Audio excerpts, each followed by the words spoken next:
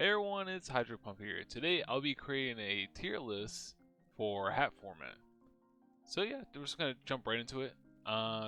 Starting off with Boojins. I think this deck is a 1.5 to a tier 2 deck, and we can look at the Boojin deck here on formatlibrary.com. So yeah, this is kind of like the core of the deck of cards you would play. It's very just like a really good control deck where you just kind of sit on Yamato and then just like gets its effect resolved. And kind of once you resolve its effect a couple turns, it's really hard to stop this deck or just like get over it. Like I've seen like full board combos like you see Sylvans popping off but they still can't out the Boojin board, and Boojin Incarnation's really crazy, and then they just go Susanoo, run over your entire board, and so like on the surface this seems like a really like mediocre deck, like just like for me, but like I know that like not to underestimate the deck because it can be like sneakily good.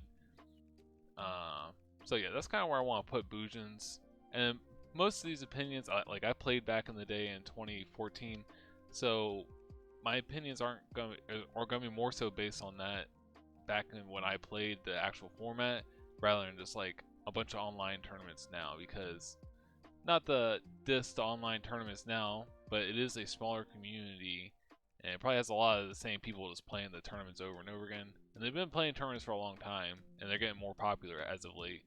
Usually they sit around like 20 to 40 players, but now there's been a couple of them to get up to like 70 players, so it's getting bigger. There's an improvement there, and I kind of want to play in one of these tournaments soon, but I've played in a couple in the past, but you have the same people playing in the tournaments every single time, and then you kind of just play whatever you want to some degree. So I don't really get super invested in like the online meta at the moment. Not to say I don't believe in the online meta or what's going on, but I'm just gonna go off of like what I've played in the past and how it worked like 10 years ago. But I'll put some consideration with the new stuff as well.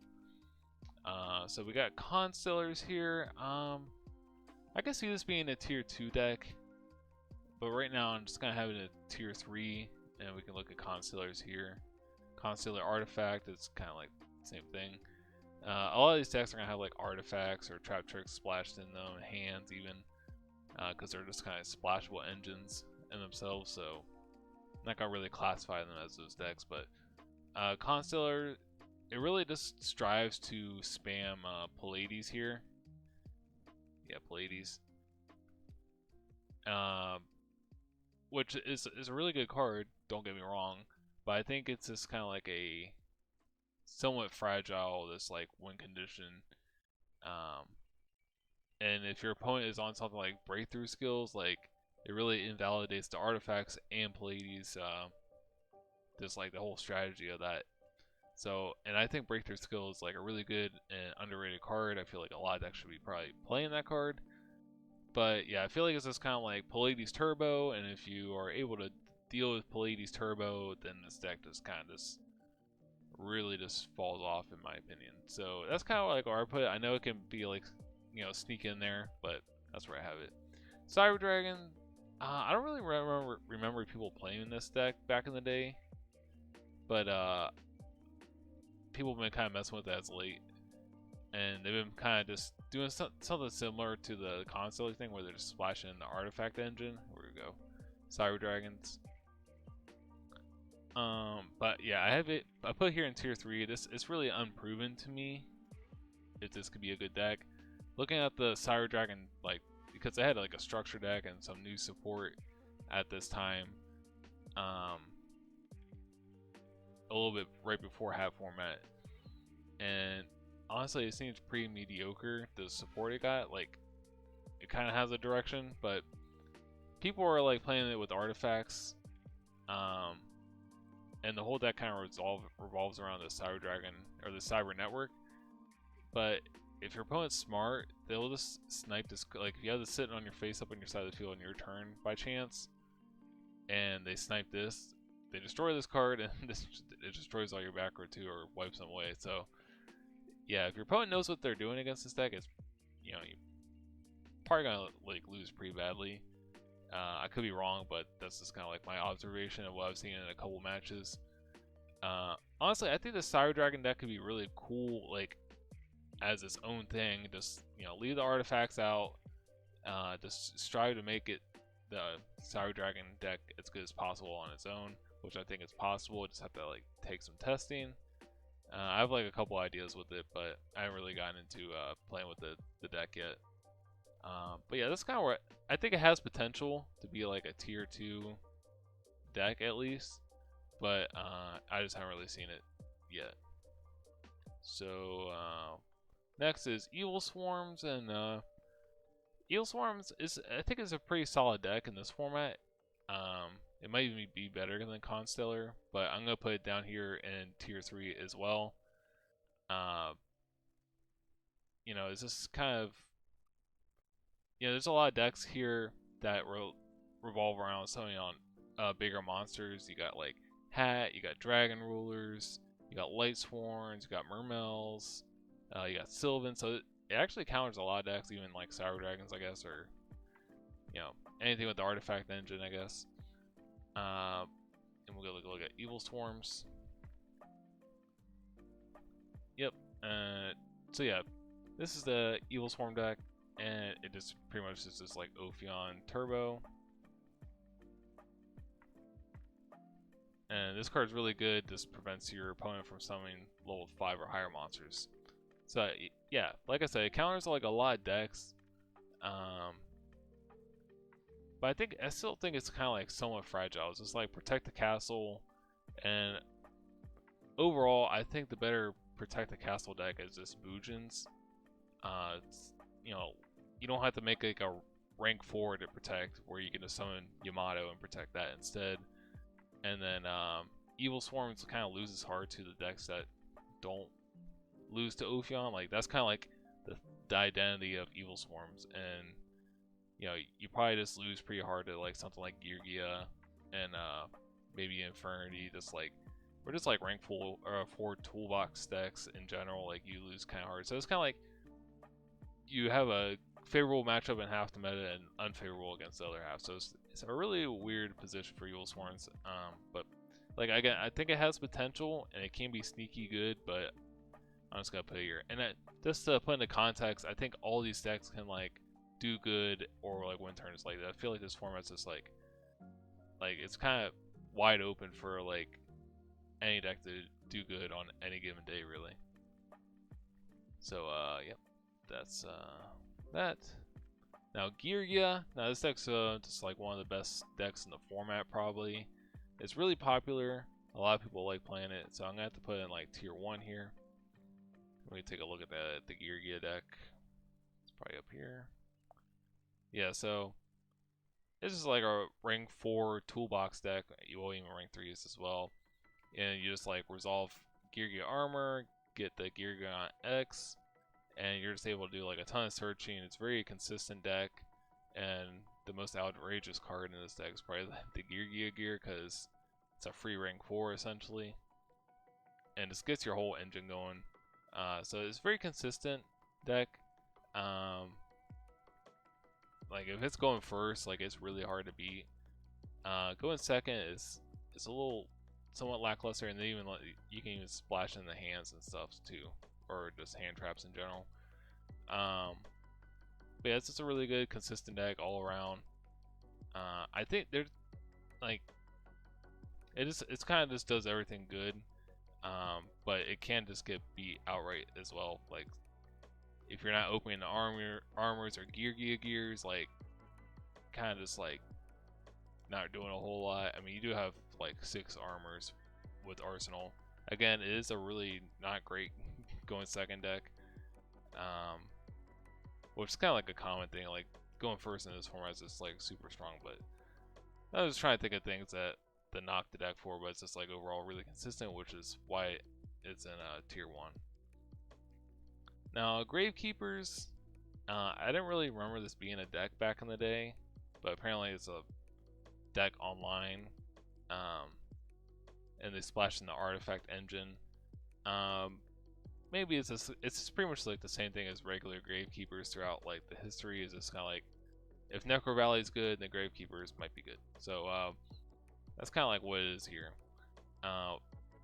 So Gravekeepers is kind of weird. It's kind of like in the same boat as Evil Swarms, where it's like it can be good against like certain decks in the format, but then it's just really bad against other ones. So, for instance, it's good against stuff like Infernity, Dragon Rulers, you know, probably a Light Sworn,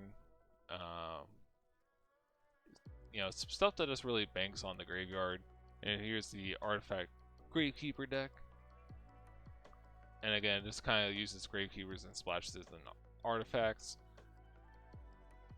The thing, so it does beat some of those decks, or it should beat some of them, but the problem is it loses to some of the best decks really badly. Like it has probably a terrible time into Hat and Geara, just because they don't really care about Necro Valley, and if you know, it kind of comes down to if your opponent cares about Necro Valley or not, and if they can out it really easily. If you don't have Necro Valley, you're probably in a really bad spot. So I'm not really convinced with this deck. I think it's a little too fragile. Like all these decks down here, I feel like are a little too fragile down in tier 3. So that's kind of like probably something that's like good determination factor. Like it's kind of like a fragile engine where it like has some good matchups, but then just like has some really bad ones as well.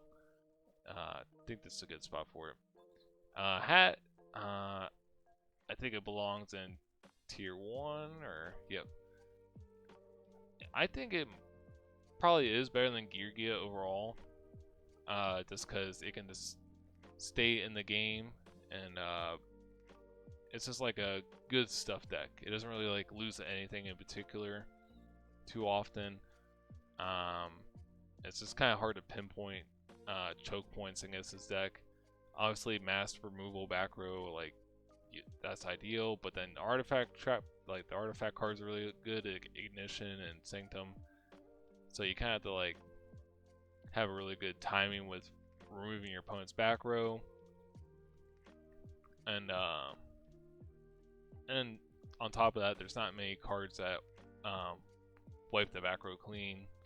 And then you have the Trap Tricks engine that's always going to use Bottomless Trap Hole or Trap Hole Trap Tricks Nightmare.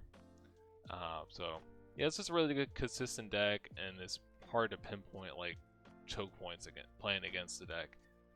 Whereas against Geara, where Geara is like a really consistent deck, but I feel like it can be like somewhat fragile at some points. So yeah, I'm gonna put Hat at the top of tier 1 over Geara, but again, both decks are like super close. Hortic Rulers. I think I'm gonna put this one in tier 2. This deck kind of fell off after the like Fire Water format, kind of like after that point. So a little bit before half format, or into half format, anyways. I think there was just like other engines you'd rather play for Dragon Rulers. Let's see if we can find the Hortic deck here. Here we go, Hortic Rulers. Yeah, so something really cool about Hortic Rulers, I think it's probably a little more fragile than like hate cards, but it can easily play this card, Wing Beat, and pretty much just like this Heavy Storm.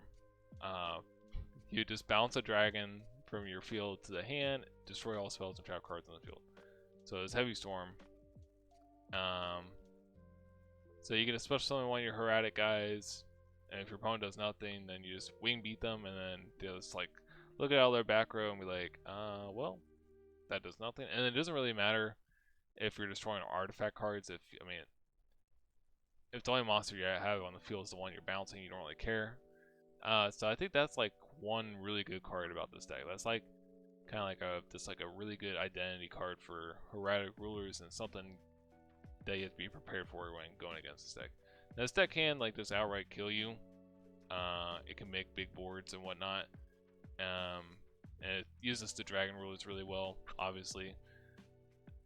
So I think this deck does have potential. I'm just a little hesitant on like if you don't have wing beat, like how good is it playing through back row, and then how good is it versus hand traps and just like side deck hate in general. So I think it's a little bit fragile, but I think something like with wing beat giving it like the blowout potential, like could it's be really good for this deck. So now Infernity, the boogeyman deck of the format, everyone hears Infernity and 3 soul charge, they start shaking in their boots. Now something I think like at the time, like before nationals, like or even going into nationals, this deck was super under the radar. Like there's only like a handful of people in the community that actually play this deck, and then like after nationals it kind of blew up, and then for Worlds format it was pretty much like essentially the only competitive deck for Worlds format, or close to it, just because all the other decks got hit on for the Worlds format ban list, while Infernal was just pretty much like untouched. So I feel like it was like kind of slam dunk choice for that particular tournament. But this is hat format, not the Worlds format, so 2 really different things. Anyways, I think like people in the current, like I guess online setting, really don't think Infernity is good. Like it's kind of put way down in tiers 2 or 3. And I'm an Infernity player. I'm trying not to be biased, but I really think it's like in the 1.5 territory. I personally think it's the best soul charge deck. It's not the strongest soul charge deck as far as like output of monsters on the field. Like Sylvans and Dragon Rulers can probably, even Lightsworn, they can probably build like some crazy boards with the soul charge. But I think Infernity is the most consistent soul charge deck if you're gonna play any of them, just because you don't really need a whole lot to pop off or combo. Like the deck can already combo itself, and then soul charge is kind of like icing on the cake, where it's like, okay, if something doesn't fall, like if something falls through, you can soul charge, rather, and then it's kind of like a backup plan in some instances. Obviously, you still want the card or need it sometimes to do your combos, but a lot of times you can kind of make a play, and if that gets stopped, then you're like, okay, then soul charge. Rather, these other soul charge decks are like, well, this is my only play, here goes soul charge. So I think it's just like the easiest, like the least maintenance soul charge deck, where you can just like, you can literally soul charge for 1 in Infernity and just like have a full combo board. It's pretty crazy what the deck can do. And people think like it just kind of just dies of hand traps. I think if you build it correctly, it's a little more resilient than how most builds are now, but that's just what I think of it. But and we can again look at the Infernity deck here. So this is kind of just like what most Infernity decks look like.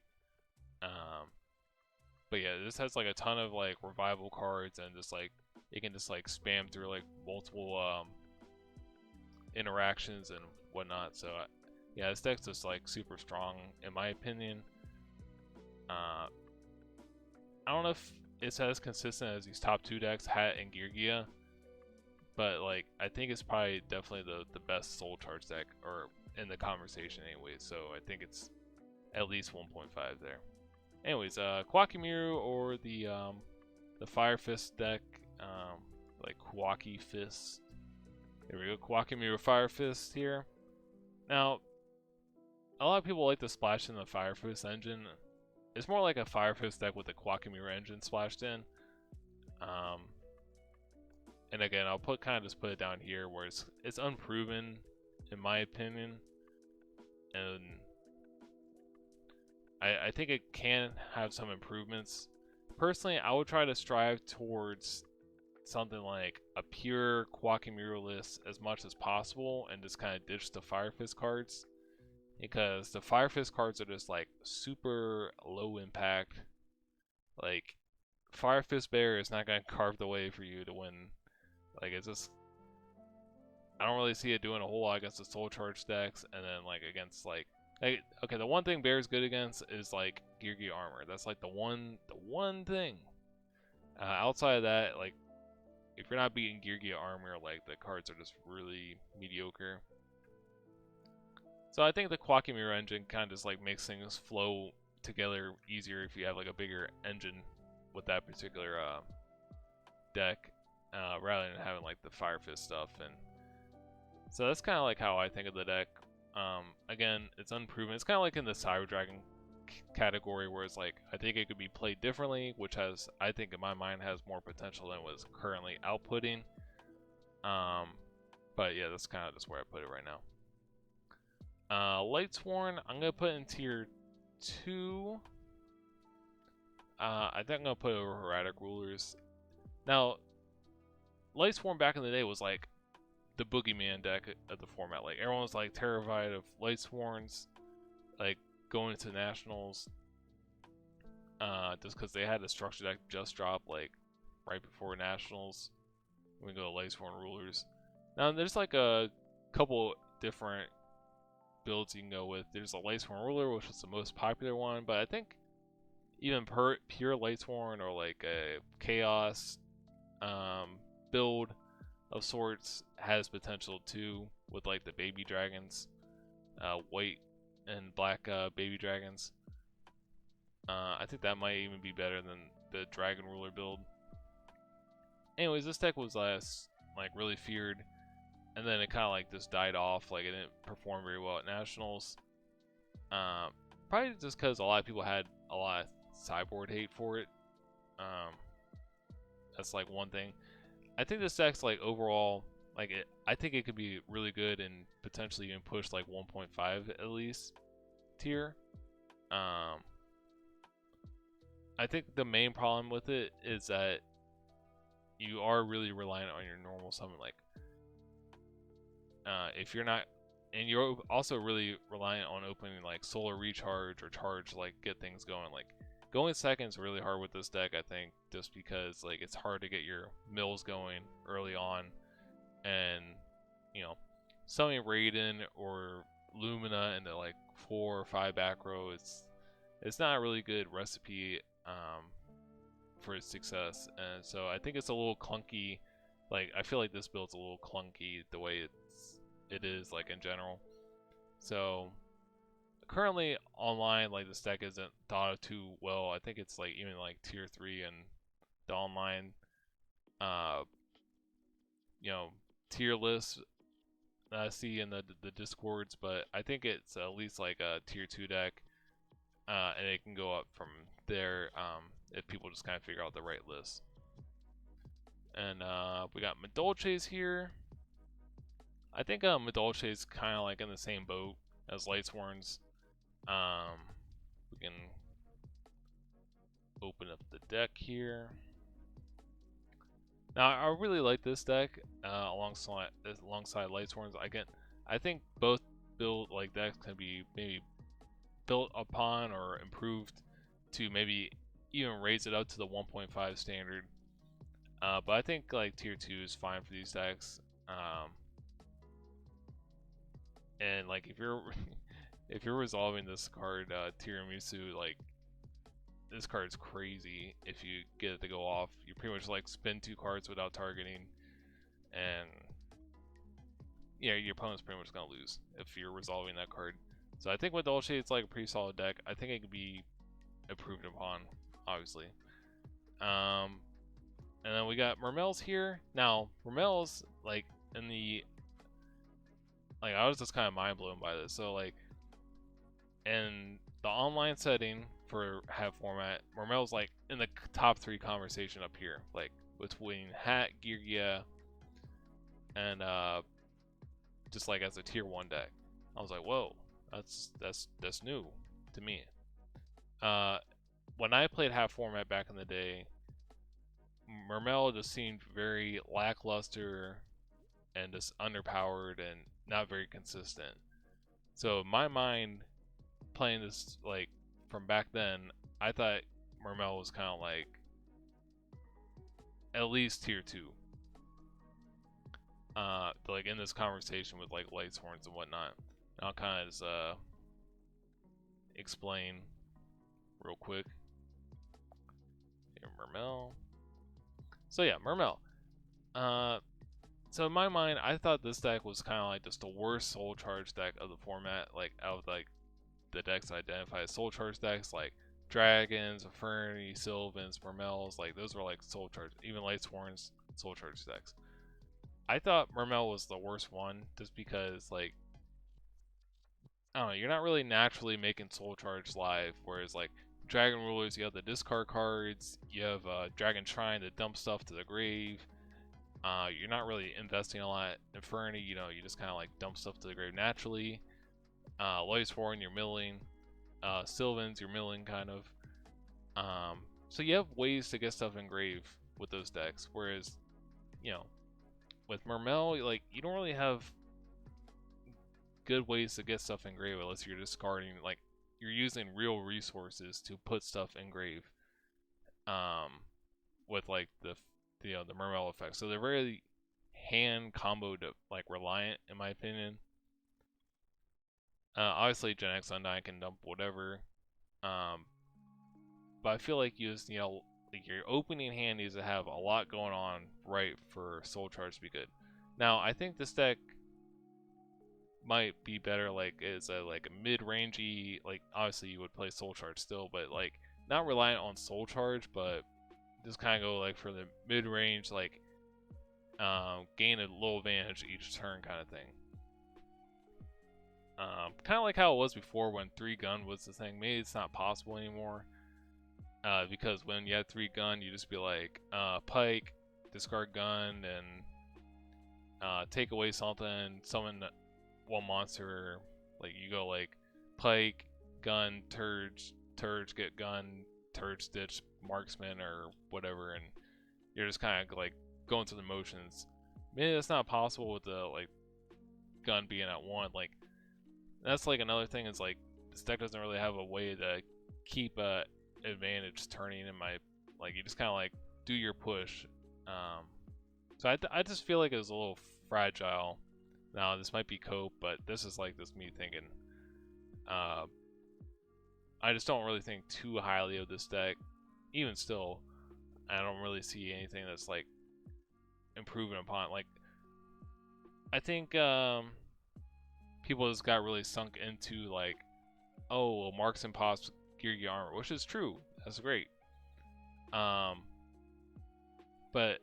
and something that that's kind of like, it's like you can pop Geara armors. That's great. But I feel like this, like the rest of the matchups in general are not great. And like looking at this, and the fact that any deck for the most part can just anytime drop Abyss Dweller just kind of terrifies me if I'm a Merl player. Like at any point your opponent could just kind of spit out the win condition that beats you. Like obviously you play stuff like Breakthrough Skill and you know whatnot, but you're not always going to have that. So if you're going against these like rank 4 decks, Infernity, Geara, even Hat, they can you know spit out rank 4. I don't think you are consistently just like dodging Dweller enough, and your deck kind of just gets wrecked by that card. So again, might be a little overstated, but that's just kind of how I felt about the deck in the past, and I'm just kind of mind blown that people think so highly of the deck now. Obviously, it's still a really good deck, but I just didn't really think of it as like tier 1 deck. So, anyways, Mythic Rulers.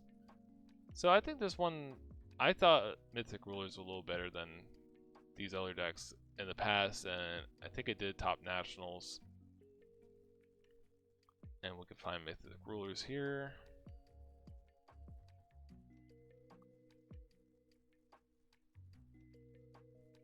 I was hovering right over it. Alrighty, so Mythic Rulers. Yeah, I think this deck it's decent.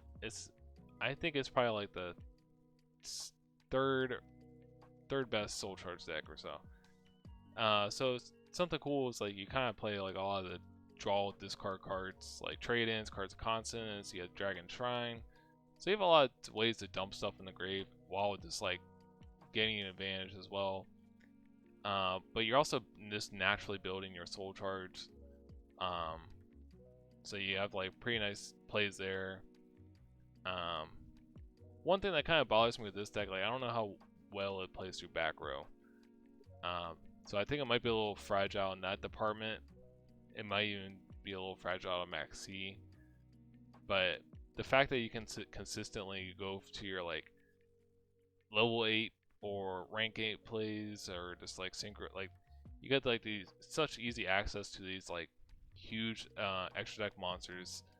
It really just gives these other decks a huge problem.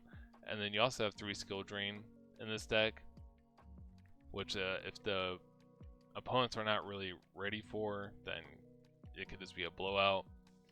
Like setting up Stardust Dragon skill drain is really hard for some decks to deal with, because then you just have a bunch of huge monsters on the field. So I think Mythic Rulers is pretty solid. I don't think it's as consistent as Infernal as far as being a soul charge deck.